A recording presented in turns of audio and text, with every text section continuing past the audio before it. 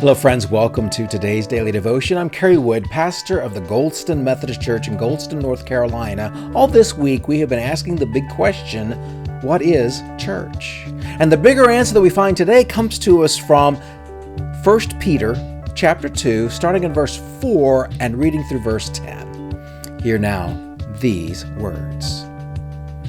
As you come to him, the living stone, rejected by humans but chosen by God and precious to him, you also, like living stones, are being built into a spiritual house, to be a holy priesthood, offering spiritual sacrifices acceptable to God through Jesus Christ. For in Scripture it says, "See, I lay a stone in Zion, a chosen and precious cornerstone, and the one who trusts in him will never be put to shame."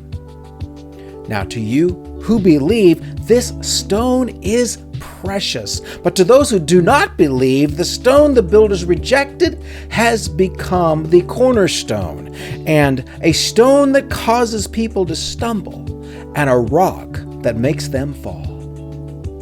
They stumble because they disobey the message, which is also what they were destined for.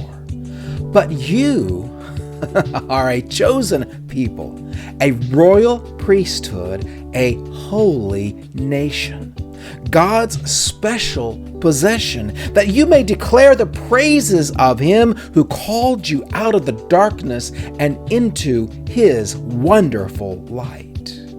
Once you were not a people, but now you are the people of God. Once you had not received mercy, but now you have received mercy. What is church? Well, we've learned this week that church is a collection of people who believe Jesus Christ. And here Peter is reaffirming that statement, that message, that definition of what church is. But here's the crazy, wonderful thing. We are chosen. God chooses you. And if you are in the church, it means you have accepted and believed God's choice.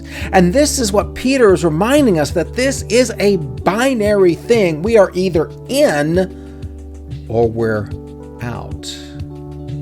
Now, just because someone is out right now doesn't mean they have to stay out. That's the wonderful thing about church, is it is flexible, expandable, and there is always an opportunity for someone to come on in, because God chooses to let anyone come on in.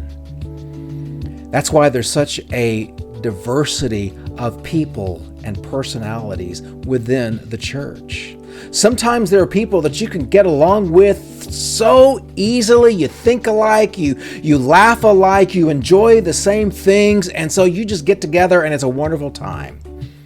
There are others that are in the church that maybe it's a little bit harder for us to engage with them.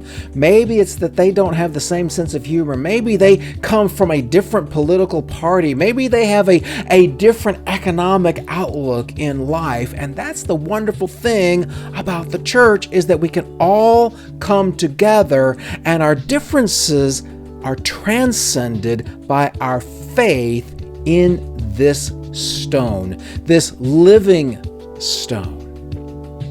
Now, what in the world is a living stone? The last time I looked, a rock is just a rock. Unless that rock is the metaphor for Jesus.